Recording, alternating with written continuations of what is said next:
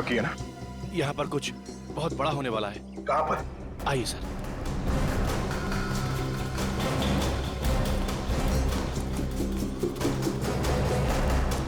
Sir, इस तरफ है वो लोग।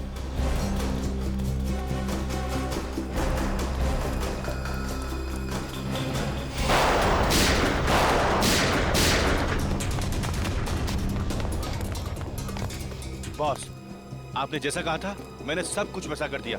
मैंने सीआईडी वालों को आपके हवाले कर दिया। अब मैं जाऊं? काम खत्म, आज भी खत्म।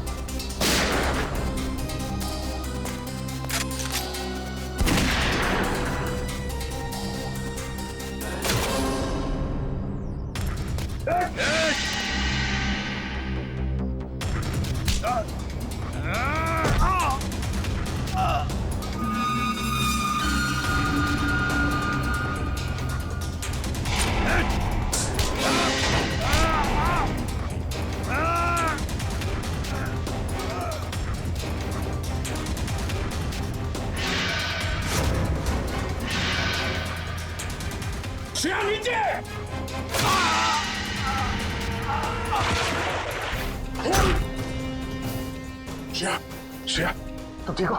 हाँ सर, मैं सर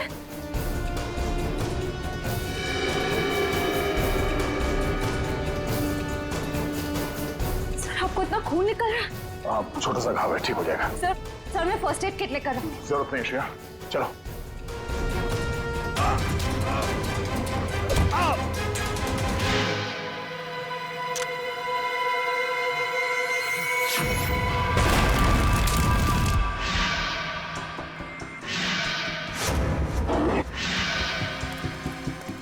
सर, क्या हुआ? ये कैसे हो सकता है? दया, ये कैसे हो सकता है?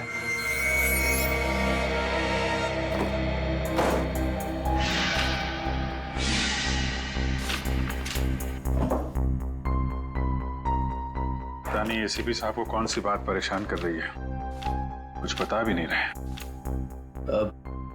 सर, मैं पूछ के देखूं? अरे नहीं नहीं, मूड खराब है, डांट देंगे।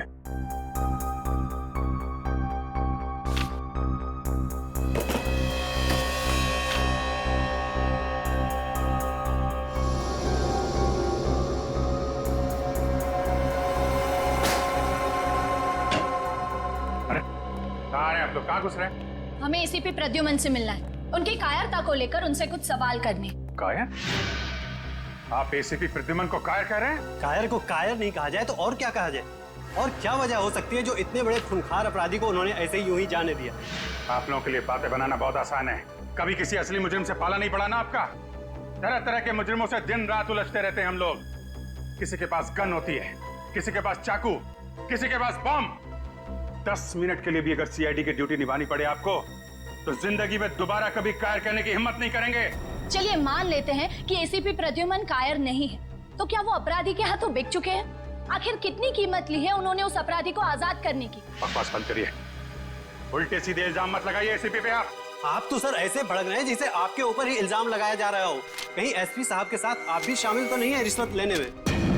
बाहर जाओ आप लोग। बेफजूल सवालों का जवाब देना मैं जरूरी नहीं समझता। सर, जवाब तो आपको देना होगा, क्योंकि इस देश की जनता को पूरा अधिकार है ये जानने का कि जिस सीआईडी पर वो इतना भरोसा करते हैं, उस सीआईडी को कहीं जंग तो नहीं लग गया। सीआईडी को कभी जंग नहीं लग सकता, समझे आप लोग? इस देश की जनता हर रात निश्चिंत होकर इसलिए सोती है क्योंकि उन्हें पूरा विश्वास है कि जब तक ये सीआईडी है उनकी जान को कोई खतरा नहीं हो सकता। लेकिन आप लोग जो है ना, जनता की आड़ लेकर अंधेरे में तीर चलाते हैं। अंधेरे में जाइए आप लोग, प्लीज जाइए।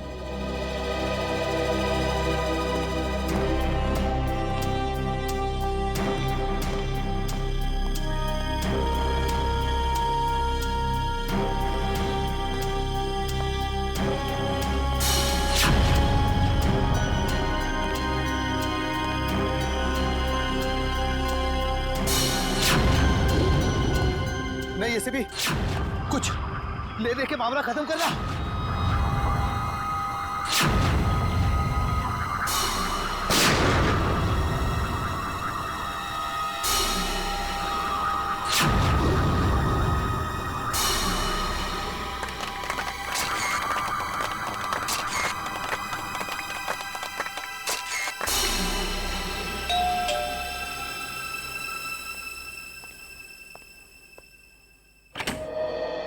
अरे दया, अभिजीत, तुम दोनों इस वक्त?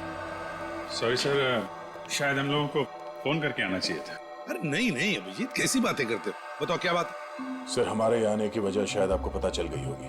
आज हुई मुठभेड़ के बाद आपके चेहरे पे एक अजीब सी परेशानी देखी थी सर, एक अजीब सा सवाल, जैसे कोई पहेली हो जो आपको बहुत परेशान कर रही। तुम दोनों को रतन याद है? रतन जकोटा। रतन जकोटा? वो मुजरिम जिसे आपने मारा था 5-6 साल पहले? हाँ अभिजीत, वही रतन जकोटा।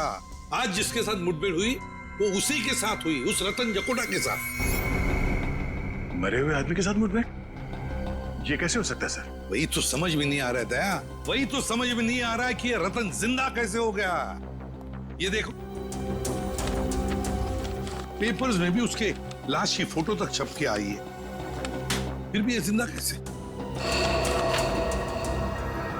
सर, कहीं ऐसा तो नहीं कि ये रतन का कोई साथी हो जिसने प्लास्टिक सर्जरी करवा के रतन जैसी शक्ल बनवा ली और अब आपसे बदला ले रहा है? इस रतन के गैंग की पूरी कुंडली निकालो, पूरी कुंडली निकालो। पूरी साजिश है, साजिश, हमें गुमराह करने की साजिश। जब हम रतन गैंग के साथ उलझे हुए थे उसी वक्त भांडुप में भी बॉम्ब ब्लास्ट हुआ। और सर, वो खबरी रिंकू, वो भी मिला हुआ था उनके साथ। हाँ फ्रेडी, वो रिंकू भी मिला हुआ था, लेकिन ये सारा काम इस रतन गैंग का ही है, क्योंकि पहले भी आतंक फैलाने के लिए उन्होंने यही तरीका इस्तेमाल किया था। क्या पता चला रतन के बारे में? सर, इस रतन का एक पार्टनर हुआ करता था जिसका नाम है तेजा, जो पिछले 5 साल से जेल में है सर। तेजा? कौन सी जेल में?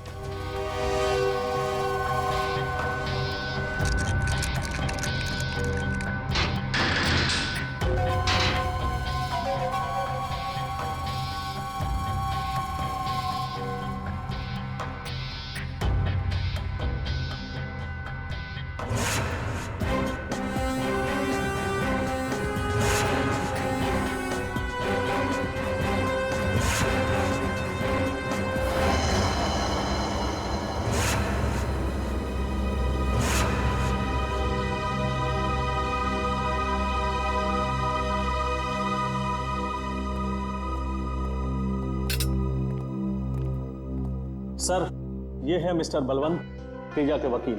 मिस्टर बलवंत, ये है एसीपी प्रद्युमन। अरे भाई, इन्हें कौन नहीं जानता।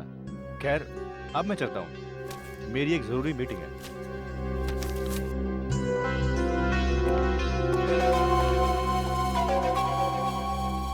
कहिए एसीपी साहब, आज सीआईडी को मेरी याद कैसे आ गई?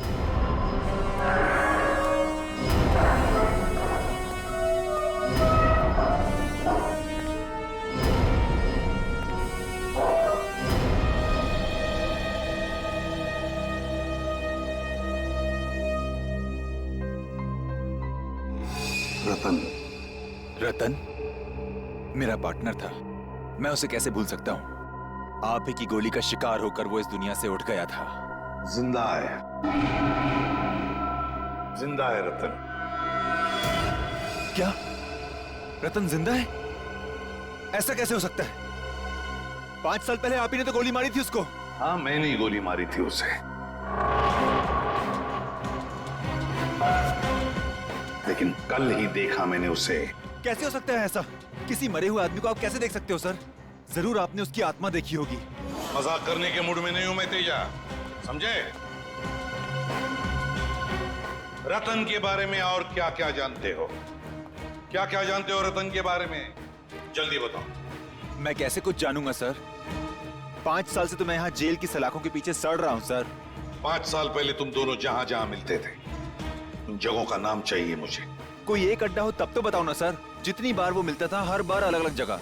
कभी चूना भट्टी, तो कभी भिंडी बाजार, कभी भिवंडी, तो कभी माहिम सर। जेलर साहब, तेजा की अच्छी खातिरदारी करना।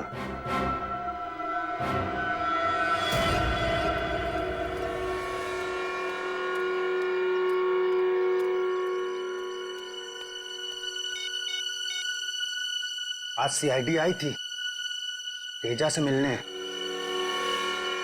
कुछ गड़बड़ लग रही है। अच्छा हुआ उस दिन फोन कट गया, ये मैं तो फंस जाता। बाद में बात करते हैं, ठीक है? सर आप चाय पियेंगे? पियेंगे नहीं, पिलाएंगे। चाय जेल की तुम्हें, हैं? बता क्या चक्कर है तेरा तेजा के साथ? कुछ नहीं साहब, बस मैं तो। चुप! तेजा का नाम लेकर किससे बातें हो रही थी? 2 दिन पहले मेरे मोबाइल पे किसी का फोन आया था, कह रहा था तेजा से बात कराओ। जब तक मैं तेजा के पास पहुंचता फोन कट गया था और फिर दोबारा फोन नहीं आया। नंबर बता, कहां से फोन आया था?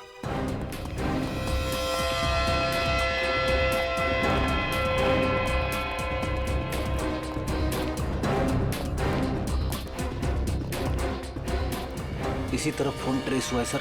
इस साइड? हाँ।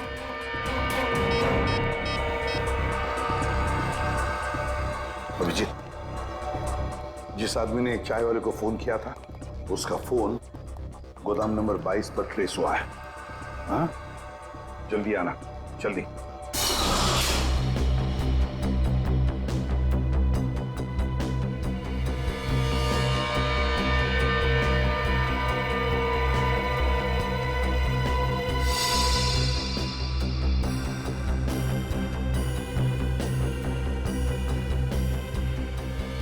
सारी तैयारियां पूरी हो चुकी है भाई। हम इस बार वो कारनामा करेंगे कि सारा देश थर्रा उठेगा और लोगों के रोंगटे खड़े हो जाएंगे। शाबाश पप्पू। 2 दिन बाद अखबार में बस एक ही हेडलाइन होनी चाहिए कि सारा शहर बॉम्ब के धमाके से थर्रा उठा। फ्रेडी, यहाँ पर बॉम्ब ब्लास्ट होने की प्लानिंग चल रही है।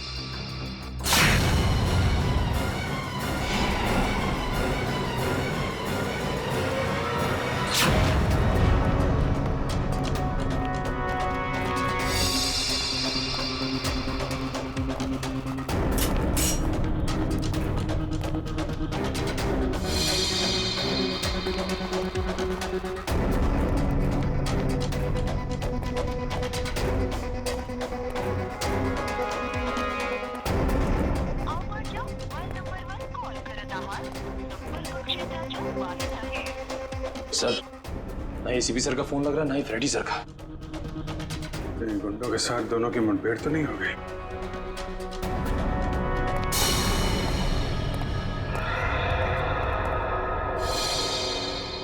पूरा एरिया अच्छी तरीके से चेक करो।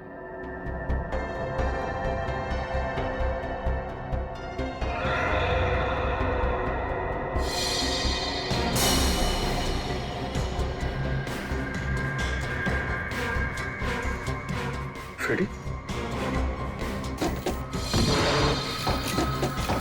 फ्रेडी?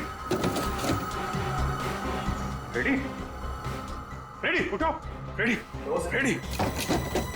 एसीपी साहब मिले? नहीं सर। लगता है दोनों पे हमला किया गया है। गुंडे एसीपी साहब को ले गए और फ्रेडी को मार गए। हमें जल्दी इसको हॉस्पिटल लेके जाना होगा।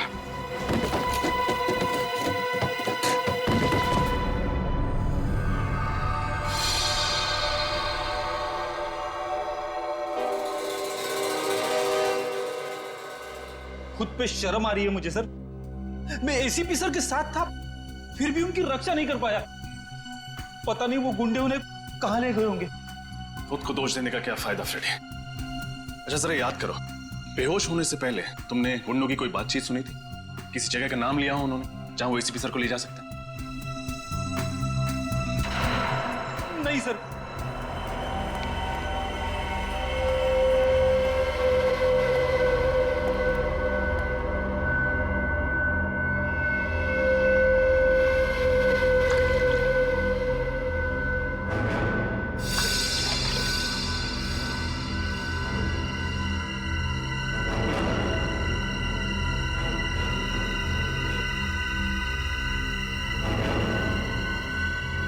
गुड मॉर्निंग एसीपी साहब, क्या हाल है?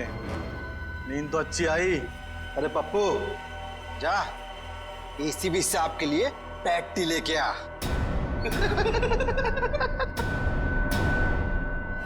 कौन हो तुम? तुम्हारी मौत। मेरी मौत? एसीपी प्रद्युमन की जिंदगी इतनी सस्ती नहीं है, समझे? कौन हो तुम? बताओ क्या चाहिए तुम्हें? हम कौन है, क्या चाहते हैं, कि तुझे बहुत जल्द पता चल जाएगा एसीपी। पहले जरा बॉस को तो आने दे। कौन है तुम्हारा बॉस? कौन है तुम्हारा बॉस? रतन? रतन है तुम्हारा बॉस? अरे इतनी भी क्या जल्दी है जानने की एसीपी साहब, अभी तो फिल्म का इंटरवल हुआ है। विलन कौन है ये तुझे क्लाइमैक्स में पता चल।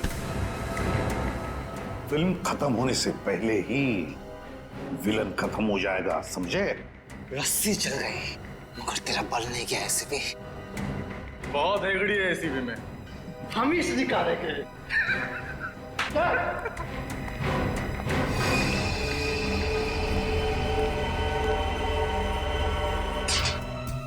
एसीपी सर का फोन लगातार बंद आ रहा है, उनकी जान को खतरा है, न जाने किस हाल में होंगे वो।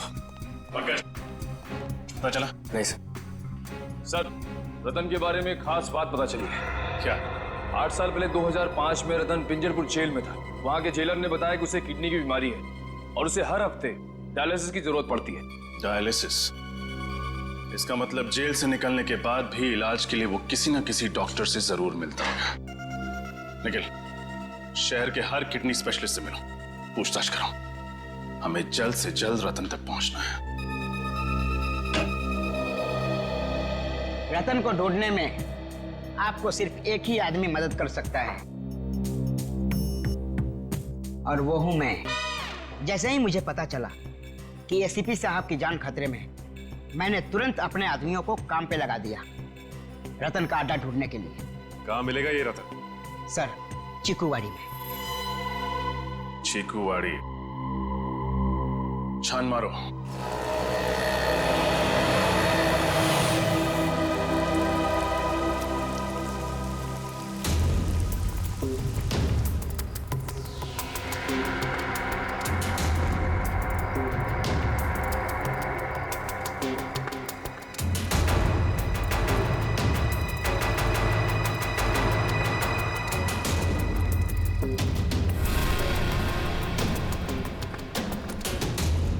सर, ये अड्डा तो काफी बड़ा है।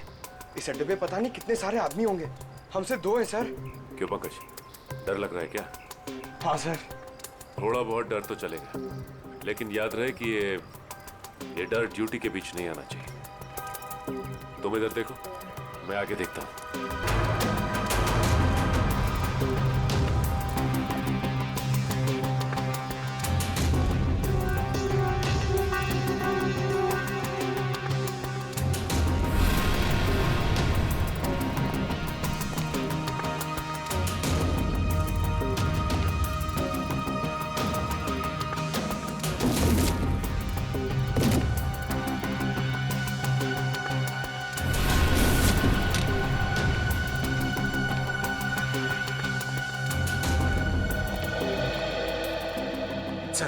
और कोई नहीं है। इसे कहते हैं खोदा पार निकला ढेचू। उसकी इंफॉर्मेशन गलत थी सर। नहीं पंकज, उसकी इंफॉर्मेशन गलत नहीं थी। ये चाय के ग्लासेस, इसका मतलब यह है कि रतन और उसके साथी यहां पे थे, लेकिन हम लोग थोड़ी देर से पहुंचे। आसपास जरूर कोई चाय की दुकान होगी, वहां से पता चल जाएगा। ये रही चाय की दुकान। हो सकता है रतन के साथियों ने चाय यहीं से मंगाई। साहब, चाय पीनी है तो छुट्टे पैसे देने पड़ेंगे, पहले ही बता रहे हैं। अरे भाई साहब, पर कुछ नहीं साहब। आप जैसे सेठ लोग आते हैं और चाय पी के बाद में 1000 का नोट देते हैं। आप ही बताइए साहब, मैं गरीब आदमी हूँ, कहाँ से पैसे खुले दूंगा? भाई साहब, हम लोग यहाँ पे चाय पीने नहीं आए, हम लोग सीआईडी से। जी हाँ, सीआईडी से। आपसे कुछ पूछना है। पूछिए साहब। यहाँ बाई तरफ आखिर में जो घर है, वहाँ पे आपने कभी चाय दी थी? साहब, वहाँ से कोई आदमी आता था चाय लेने के लिए। वो आदमी दिखता कैसा था? उसका चेहरा याद है? साहब, चेहरा तो नहीं याद। कोई खास बात, कुछ तो याद होगा। साहब, साहब वो चाय लेने के लिए लेस्कॉट गाड़ी से आता था। लेस्कॉट गाड़ी से? देख ले, कभी इस आदमी को तुमने देखा लेस्कॉट गाड़ी में बैठे हुए? नहीं साहब। गाड़ी का रंग याद है? कलर? गाड़ी का रंग साहब काला था। काले रंग की लेस्कॉट गाड़ी? अच्छा, ये नंबर याद है तुम्हें?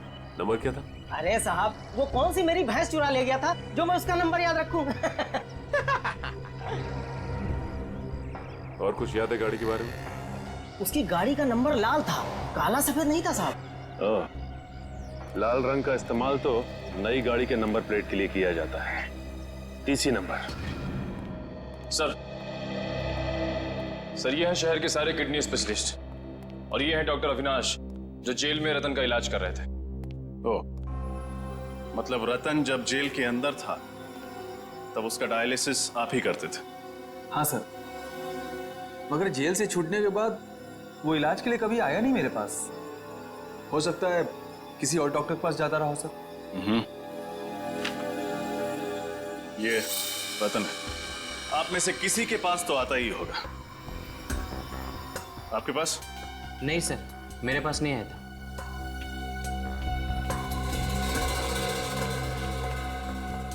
आपके पास?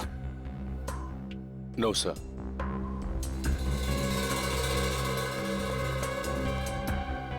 डॉक्टर देवेंद्र, फोटो देखते ही आपका चेहरा सफेद पड़ गया। आपके पास आता था? नहीं तो। डॉक्टर साहब, आपको डरने की जरूरत नहीं, जो कुछ भी है खुल के बताइए। ये बहुत खतरनाक आदमी है सर। अगर इसको पता चलेगा कि मैंने सीआईडी के सामने अपनी जुबान खोल दी है तो मुझे जान से मार देगा। देखिए, आप घबराइए मत, आपको डरने की जरूरत नहीं है। आपकी सुरक्षा की जिम्मेदारी हमारी है। आप सिर्फ ये बताइए कि ये आदमी कब आया था आपके पास? ये नहीं आया था, मैं गया था इसके पास। एक दिन अचानक मेरे घर पे कुछ गुंडे आए और मुझे जबरदस्ती उठा के ले गए इसके चेकअप के लिए। कहाँ ले गए थे वो आपको? पता नहीं सर, उन लोगों ने मेरी आंखों में पट्टी बांध दी थी। बड़ी अजीब सी जगह थी। कुछ तो याद होगा आपको, कैसी थी वो जगह? या फिर कुछ भी अजीब लगा हो आपको, या कोई आवाज? हाँ सर, मुझे उस जगह पे एरोप्लेन के उड़ने की आवाज आ रही थी हर 5 मिनट बाद। एरोप्लेन की आवाज? मतलब वो जगह है एयरपोर्ट के आसपास है, पूरा एरिया छान मारेंगे। और उस चाय वाले ने बताया था ना काली लेस्कॉट गाड़ी के बारे में, जिसका नंबर प्लेट लाल रंग का है। ऐसी गाड़ी कौन चलाता है ये आरटीओ से पता चल जाएगा।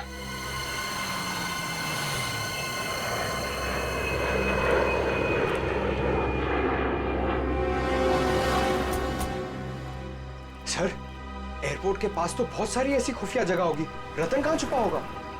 चलो यहाँ देखते हैं।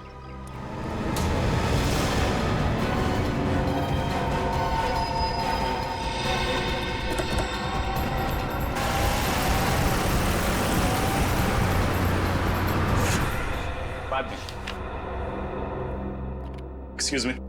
जी कहिए। पिछले महीने में कितनी लेस्कॉट गाड़ियां खरीदी गई है, इसके बारे में जानकारी चाहिए। ये आरटीओ ऑफिस है भाई साहब, ऐसे ही किसी को भी इंफॉर्मेशन नहीं दे सकते। कोई भी मुंह उठाकर चलाए और हम उसे इंफॉर्मेशन दे दें। सीआईडी, आप लोग सीआईडी से हैं? आप लोग बैठिए ना। सुनो, लस्सी बुलाओ। लस्सी छाछ मत दीजिए, सवाल के जवाब दीजिए। जी 1 मिनट।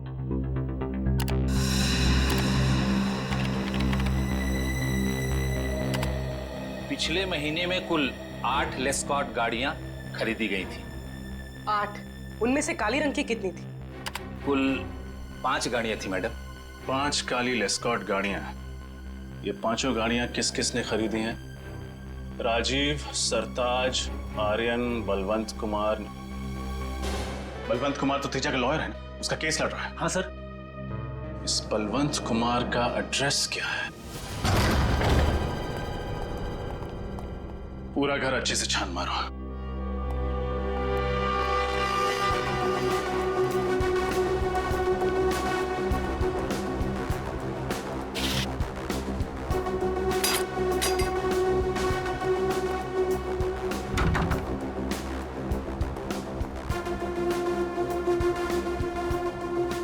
सर बलवंत घर पे नहीं। अलमारी में उसके कपड़े भी नहीं है। मतलब बोरिया बिस्तरा बांध कर रफू चक्कर हो गया है बलवंत। एयरपोर्ट, रेलवे स्टेशन, सभी चेकनाकों पर खबर कर दो। बलवंत बचकर भागना नहीं चाहिए।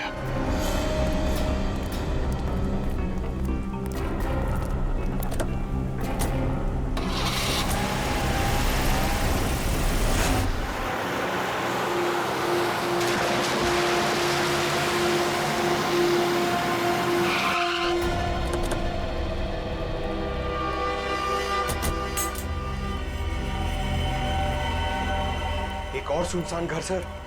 हाँ, शायद रतन की तलाश यहां पे पूरी हो जाए।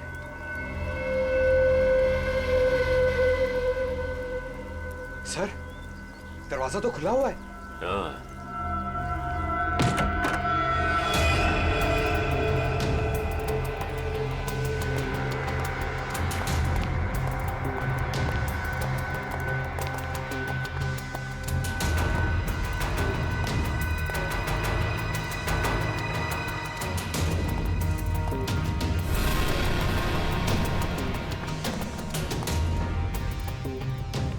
सर पूरा घर खाली है।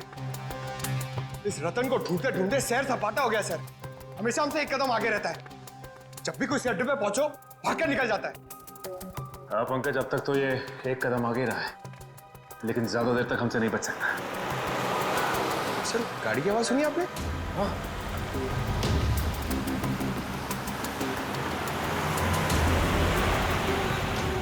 गाड़ी लेस्कॉट, ये गाड़ी तो उस वकील बलवंत की है। जरूर ये बलवंत रतन के बारे में जानता होगा। Hello Abhijeet sir. शेर दहाड़ा तो नहीं ना?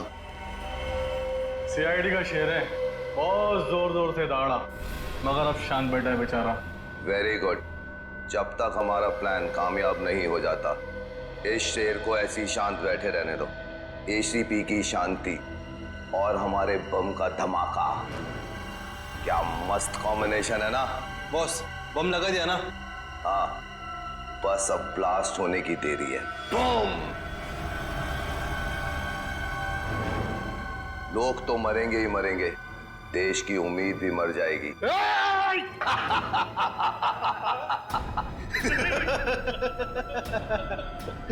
फड़फड़ाओ एसीपी, फड़फड़ाओ। हाँ फड़फड़ाओ। ये सीआईडी का सबसे खतरनाक खिलाड़ी है, इस पे नजर रखना। अगर ये पिंजरे से फुर्र हो गया ना तो हम सब मारे जाएंगे, समझे? नजर रखना इस पर, नजर।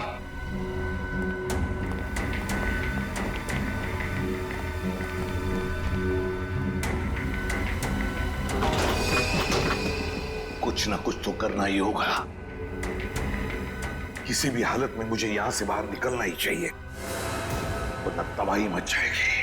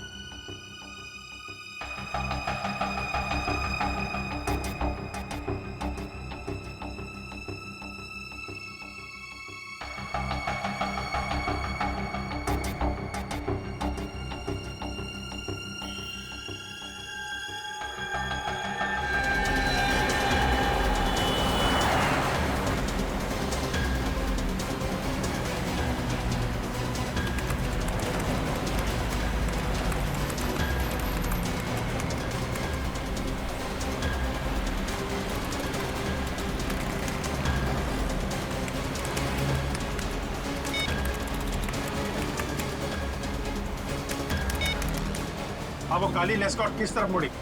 बंसी नगर की तरफ। बंसी नगर लो, बंसी नगर। उस गाड़ी के बारे में लगातार इन्फॉर्म करते रहो मुझे। Thank you very much. Shreya, ACP साहब के मोबाइल के बारे में कुछ पता चला? लोकेशन ट्रैक हुआ उनका? नहीं सर, उनका फोन लगातार बंद आ रहा है। जैसे ही ऑन होगा मोबाइल कंपनी हमें तुरंत इन्फॉर्म कर देगी। सर मुझे एसीपी साहब की बहुत चिंता हो रही है सर कहीं रतन उनके साथ कुछ कर ना दे सर। एसीपी प्रद्युमन है वो, एसीपी प्रद्युमन सीआईडी का बब्बर शेर है वो। ये रतन जैसे कॉकरोच उनका कुछ नहीं बिगाड़ सकते।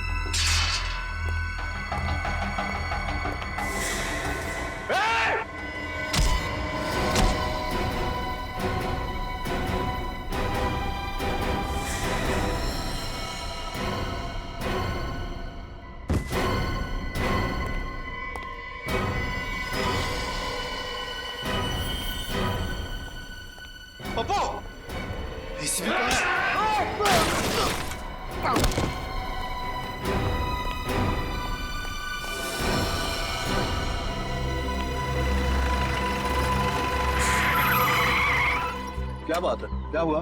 देखो मैं सीआईडी से हूँ। क्या आपके पास मोबाइल फोन है? जरा प्लीज मुझे दे सकते हो? मुझे जरूरी फोन करना। Thank you.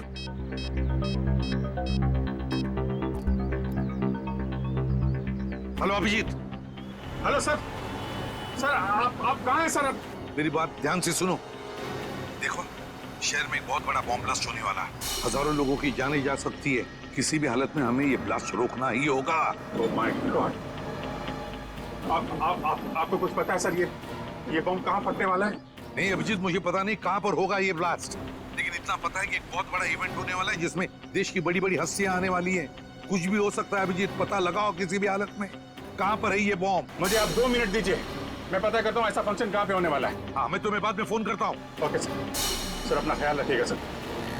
पता करो शहर में कितने बड़े फंक्शन होने वाले हैं, कहाँ पे होने वाले हैं, सबकी डिटेल्स निकालो। बॉम्ब का खतरा है उसमें।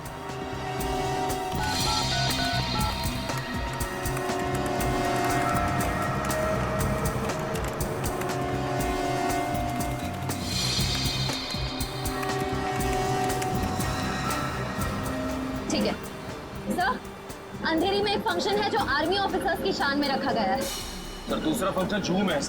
वहाँ पे मेडिकल कॉन्फ्रेंस है। देश विदेश के बड़े बड़े न्यूरोलॉजिस्ट अपना रिसर्च शेयर करने के लिए आए हैं। जूहू में? सर एक फंक्शन तो बड़ा ही हाई प्रोफाइल अवार्ड फंक्शन है सर। कौन सा? इस फंक्शन में देश को तरक्की की राह पे ले जाने वाले लोगों को सम्मानित किया जाएगा। बड़ी बड़ी हस्तियां आएगी वहाँ पे, इंडस्ट्रियलिस्ट, बिजनेसमैन, पॉलिटिशियंस, खिलाड़ी, फिल्म स्टार्स वगैरह। यही फंक्शन है फ्रेडी, यही फंक्शन है। कहाँ पे होने वाला है? इंडस्ट्रियलिस्ट, बिजनेसमैन, पॉलिटिशियंस, खिलाड़ी, फिल्म स्टार्स वगैरह। यही फंक्शन है फ्रेडी, यही फंक्शन है। कहाँ पे होने वाला है? इसी कला केंद्र। ठीक है तुम जल्दी से जल्दी वहाँ पहुँच जाओ, मैं भी वहीं पे मिलता हूँ तुम्हें। केपी कला केंद्र लेना जल्दी, केपी कला केंद्र।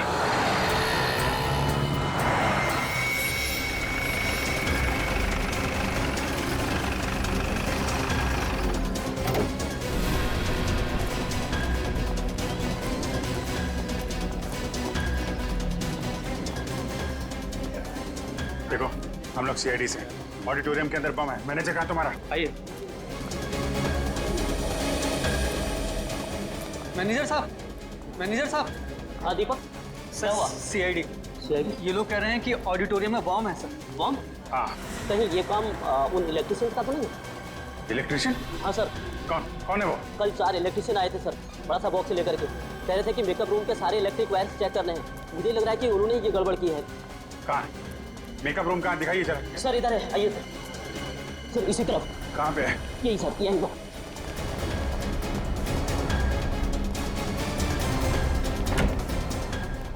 यही वाला।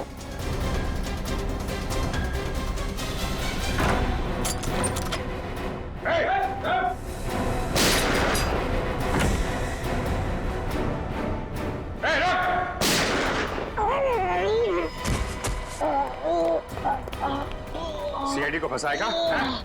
बोल। सर बम के बारे में कुछ भी नहीं पता सर। केवल इतना पता है कि 5:30 बजे बम फूटेगा। मैं तो बस बचने के लिए भाग रहा था सर। 5:10 20 मिनट है, लेके जाओ इसको। 20 मिनट में बॉम्ब को ढूंढ के उसको डिफ्यूज करना और ऑडिटोरियम में से इतने सारे लोगों को बाहर निकालना बड़ा मुश्किल लगा। कैसे होगा ये? 20 मिनट बहुत है फ्रेडी।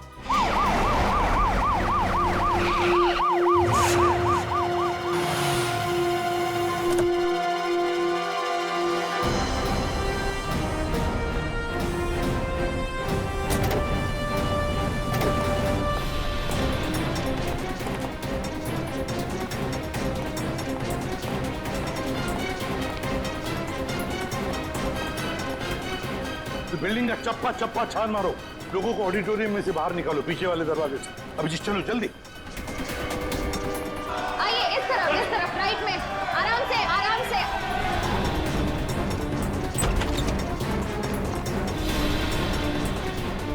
जल्दी से भागो यहाँ से, यहाँ पे बॉम्ब है।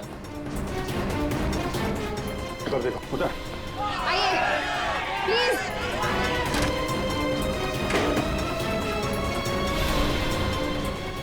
जरा ये देना। हाँ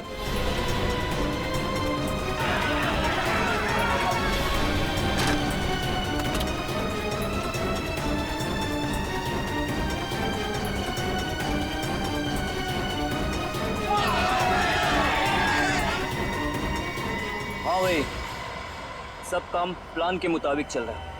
सीआईडी वालों ने इस देश को कई बॉम्ब के धमाकों से बचाया होगा, पर आज नहीं बचा पाएंगे। आज एक बार इस देश में फिर दिवाली होगी, आंसुओं की दिवाली।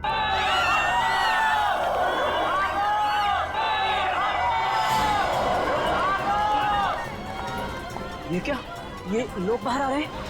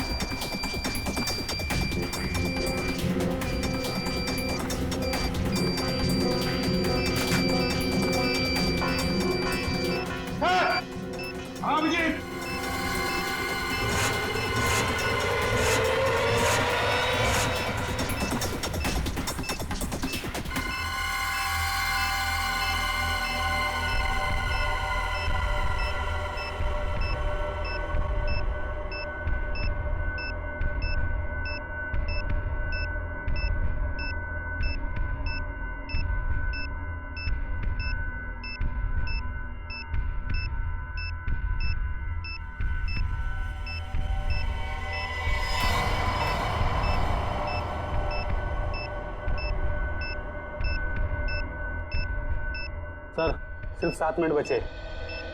इतने समय में बॉम्ब को डिफ्यूज करना बड़ा मुश्किल है, क्योंकि सर बॉम्ब में सेंसर लगा हुआ है और रिमोट का बटन कहाँ से भी दबाएंगे बॉम्ब फट जाएगा। ये रिमोट की रेंज कितनी होगी? सर लगभग 200 मीटर की। 200 मीटर। ये सीआईडी वाले भी ना बिन बुलाए बारातियों की तरह मरने के लिए चले आते हैं। आज इनके शहीद होने का सपना पूरा किए देता हूँ।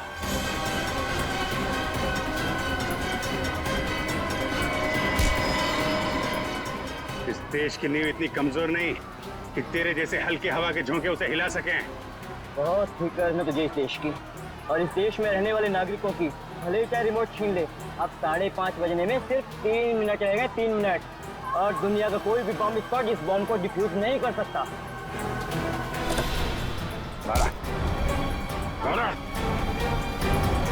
3 मिनट है ना?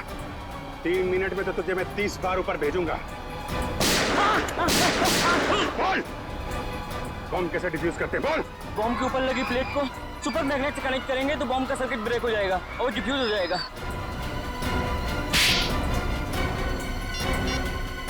हेलो एसीपी साहब,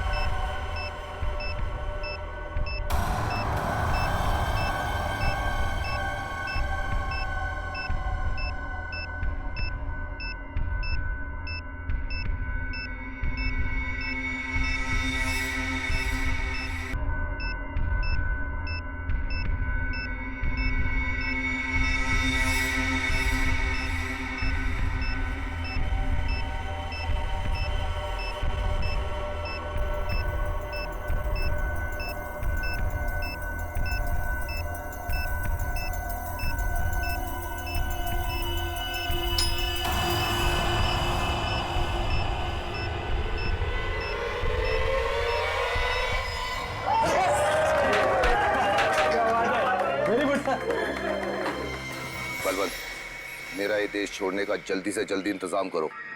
अभी तक तो बॉम्ब ब्लास्ट भी हो गया होगा। इस देश में 1 मिनट भी रहना मेरे लिए खतरे से खाली नहीं है। उसकी फिक्र तुम मत करो। ये रहा तुम्हारा बोर्डिंग पास और ये पासपोर्ट। अगले 3 घंटे में तुम्हारी फ्लाइट है जो तुम्हें यहाँ सीधा जिनेवा पहुंचाएगी। उसके बाद इस देश का कानून तुम तक कभी नहीं पहुंच पाएगा।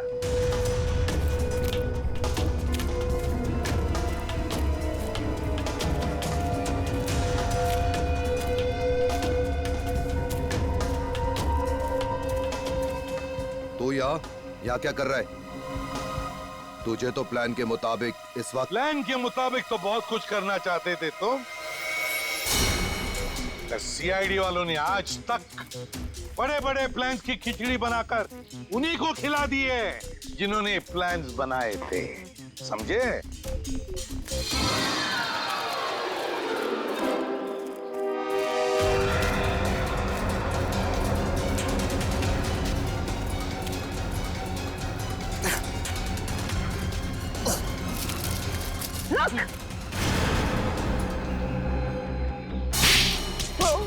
कहाँ जा रहे हो बलवंत बाबू? कोर्ट नहीं जाना?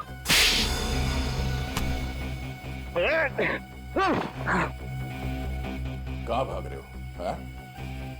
तुझसे तो हमें पिछले 5 साल का हिसाब लेना है। 5 साल पहले जिसको आपने गोली मारी थी वो मैं नहीं, मेरा भाई था। क्या? तुम्हारा भाई था? हाँ, मेरा जुड़वा भाई। कानून को ये नहीं पता था कि कोई मेरा जुड़वा भाई है, और आप लोगों को लगा रतन मर चुका है। और तुमने सोचा क्यों ना इस बात का फायदा उठाया जाए। तुम कई साल तक अंडरग्राउंड रहे और प्लान बनाने लगे, देश में आतंक मचाने का प्लान। हाँ, मैं चाहता था पहले बॉम्ब के जरिए हजारों बेगुनाहों को मारता और फिर एसीपी प्रद्युम्न को तड़पा तड़पा के मारता ताकि मेरे भाई की आत्मा को शांति मिल सके। मगर तुम जैसे मच्छर सच्चाई के रास्ते पर चलने वालों का बाल तक बाका नहीं कर सकते, समझे? फांसी के फंदे पर लटकने की तैयारी करो। अपने भाई से नहीं मिलोगे, हाँ?